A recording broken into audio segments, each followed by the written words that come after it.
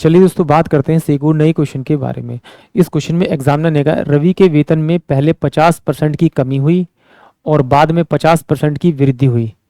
उसके अंतिम वेतन उसके आरंभिक वेतन की तुलना में कितना कम था, ये एग्जामिनर ने मुझसे पूछा है। तो मान लेते हैं कि रवि का जो वेतन था वो आरंभ में कितना था, आपका 100 रुपये था।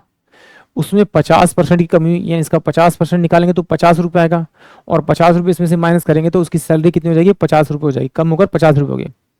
फिर कह रहा उसके बाद ना 50% की वृद्धि हुई, तो इसका 50% निकाल देंगे, बचे हुए का 50% निकालेंगे तो 25 रुपये, यानी कि इसकी जो इनकम हो जाएगी वो कितनी हो जाएगी, 75 रुपये।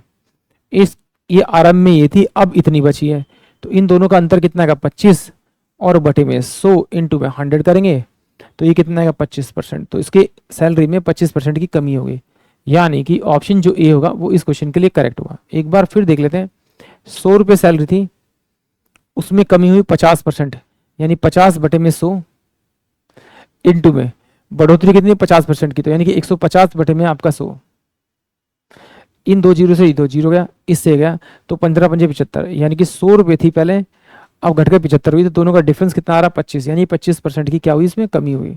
यानी कि ऑप्शन जो ए है वो इस क्वेश्चन के लिए करेक्ट होगा। आई होप आप सभी क्वेश्चन समझ में आया होगा।